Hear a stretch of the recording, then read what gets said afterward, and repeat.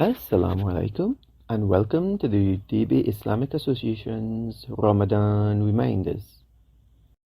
We'll be looking at the explanation of chapter 2, Surah Baqarah, the chapter of the cow.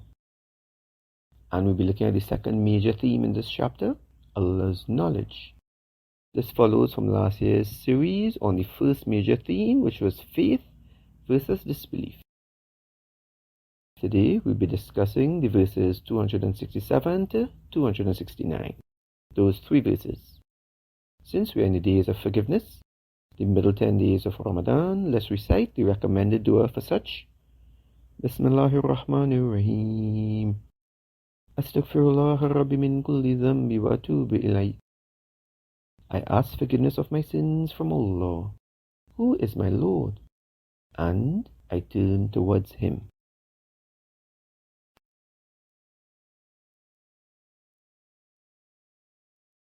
أعوذ بالله من الشيطان الرجيم بسم الله الرحمن الرحيم يا أيها الذين آمنوا أنفقوا من طيبات ما كسبتم ومما أخرجنا لكم من الأرض ولا تيمموا الخبيث منه تنفقون ولستم بآخذيه إلا أن تغمضوا فيه واعلموا أن الله غني حميد الشيطان يعدكم الفقر ويأمركم بالفحشاء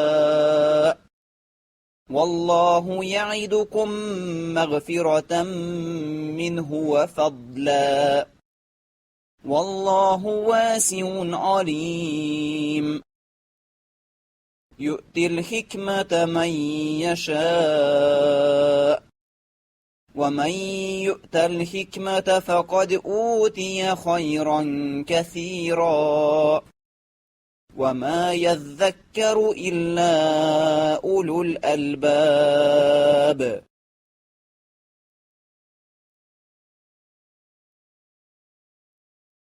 As we look at the major subtopics of Surah Baqarah, last year we looked at faith versus belief at the beginning and the end of the surah. And this year, in the first 10 parts, we looked at Allah's knowledge at the beginning of the surah, from 21 to 39, and now we're continuing from part 11 onwards by looking at Allah's knowledge at the end of the surah.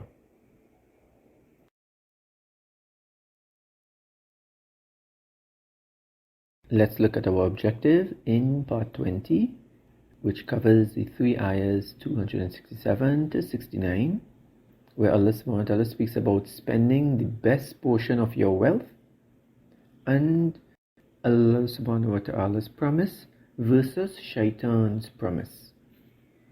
The rich and the poor will tend to get closer if we follow Allah subhanahu wa ta'ala's guidance.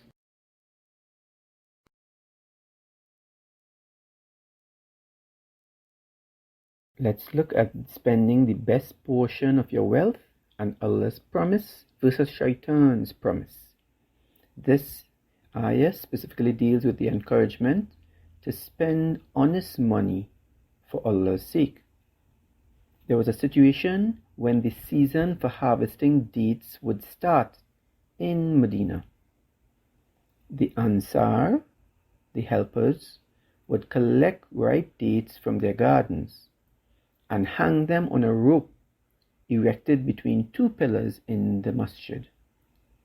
The poor immigrants would eat from such, meaning those who left all their stuff in Makkah and performed the hijrah, so they were called the muhajireen. And when they came across here, they had no money and they were very, very poor, most of them. So the poor immigrants would eat from such. However, some Ansar would also add a lesser type of dates in between the bunches, thinking they were allowed to do so. As such, Allah subhanahu wa ta'ala revealed this ayah, يا أيها الذين آمنوا أنفقوا من طيبات ما كسبتم. يا أيها الذين آمنوا. O you who have believed, who has iman, faith. And Allah subhanahu wa ta'ala is specifically addressing the believers here, especially the Ansar for this situation. And what is he telling them?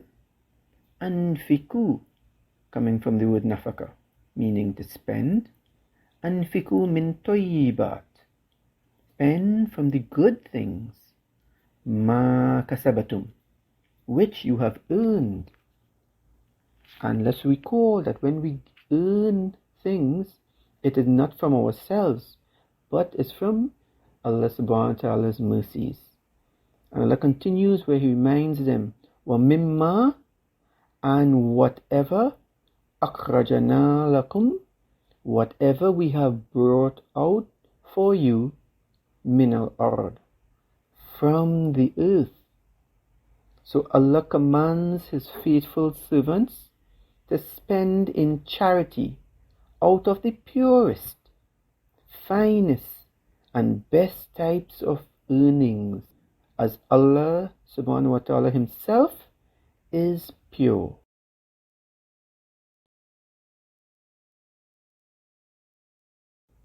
So Allah subhanahu wa ta'ala now sets a warning for the believers where He says, وَلَا تَيَمَّمُوا الْخَبِيثَ مِنْهُ تُنْفِقُونَ. وَلَا تَيَمَّمُوا, and do not aim towards, do not set a goal. And what goal is that? Al-kabitha minhu tunfikun. Do not set a goal that will be spending from the defective.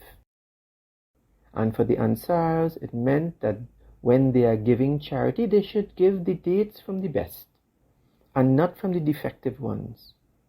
And if we apply that to ourselves, that we ourselves, when we're giving charity and sadaqah, because this whole section that we're doing this month is dealing with that, with charity, and we ourselves should not give charity from any evil or dishonest earnings that we may accrue. And the ayah goes on, وَلَسْتُمْ بِآكِذِهِ إِلَّا أَن تُغْمِضُوا فِيهِ. وَلَسْتُمْ بِآخِذِيهِ, while you yourself would not take from that defective ones. إِلَّا أَن تُغْمِضُوا فِيهِ, except if your eyes were closed. So Allah is asking, how do you agree to give charity for something that you do not agree for your own selves? While I, Allah subhanahu wa ta'ala, have a right to the best of your most precious possessions. Allah similarly stated as such in Surah Nisa, chapter 4, verse 92, where He says, by no means shall you attain al-birr, piety, taqwa, God consciousness, love for Allah, fear for Allah, unless you spend of that which you love. And the ayah concludes, وَاحْلَمُوا أَنَّ اللَّهَ غَنِيٌّ حَمِيدٌ.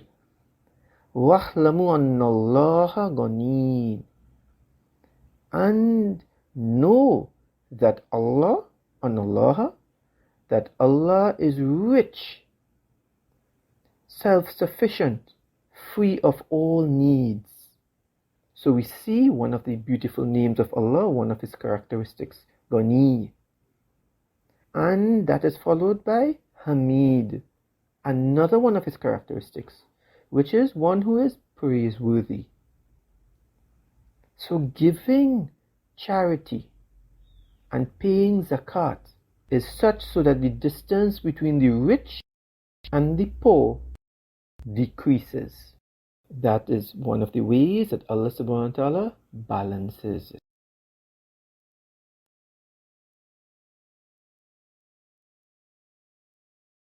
So Allah subhanahu wa ta'ala now tells us about Shaytaan creating doubts in ourselves concerning sadaqah, concerning charity.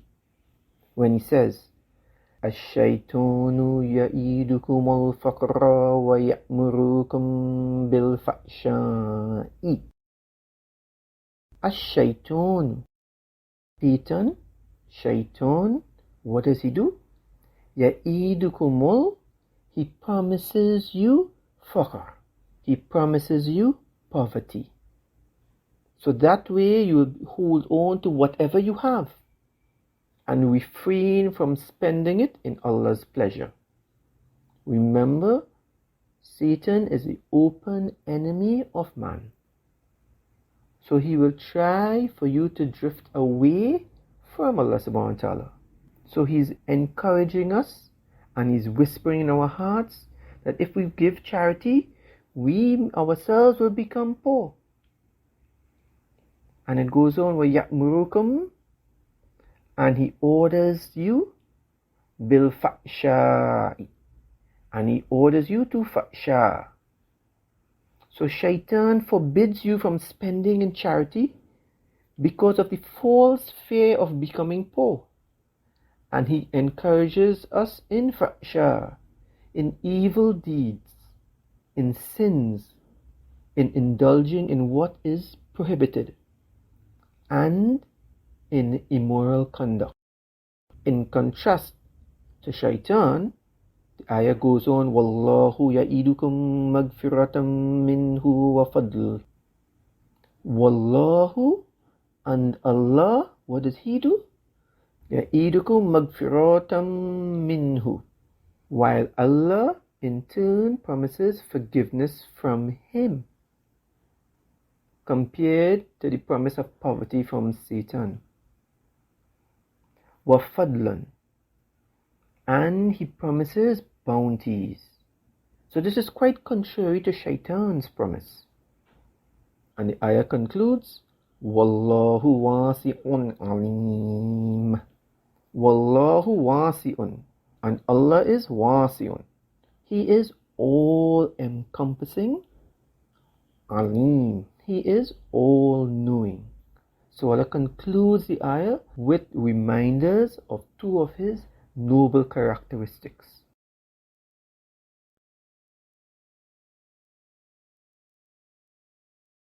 There's a pertinent hadith which speaks about Shaitan creating doubts concerning charity in our hearts, and is reported by Ibn Abi Hatim, where the Nabi sallallahu alaihi wasallam stated, Shaitan has an effect on the son of Adam, and the angel also has an effect. As for the effect of Shaitan, it is by his threatening with evil repercussions and rejecting the truth. As for the effect of the angel, it is by his promise of a good end and believing in the truth. Whoever finds the latter, let him know that it is coming from Allah, and let him thank Allah for it. Whoever finds the former, let him seek refuge with Allah from Shaitan. A'udhu billah.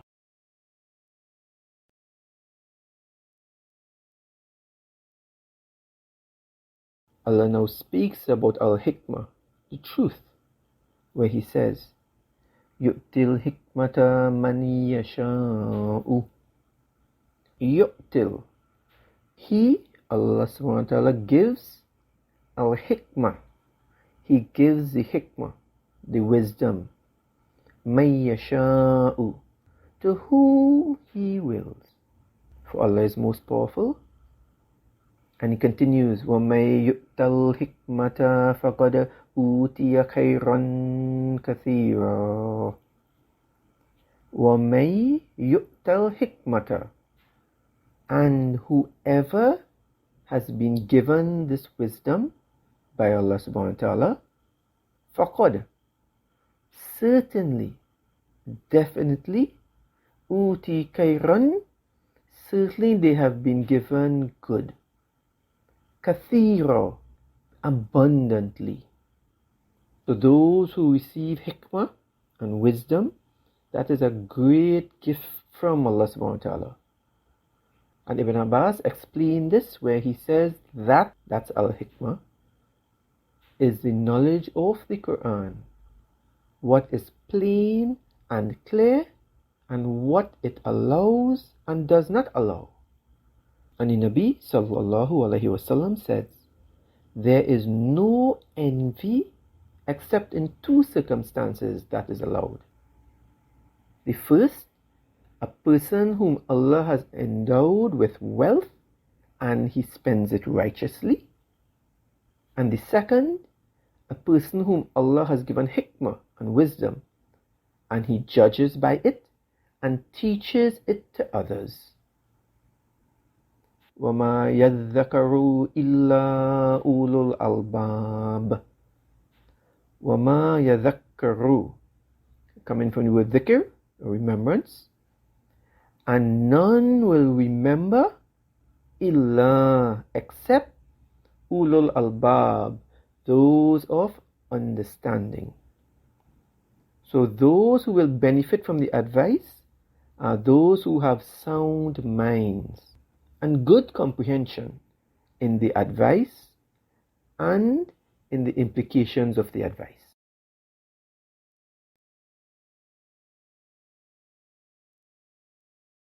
We have now come to the end of part 20, where we looked at spending the best part of your wealth and Allah's promise versus Shaytaan's promise. In preparation for part 21, we suggest that you read the following two ayahs, 270 and 271. We now end with the recommended dua. Bismillahir Rahmanir Rahim. ربنا تقبل منا إنك أنت السميع العليم. Our Lord, accept this service from us, for indeed you are all hearing, all knowing. Assalamu alaikum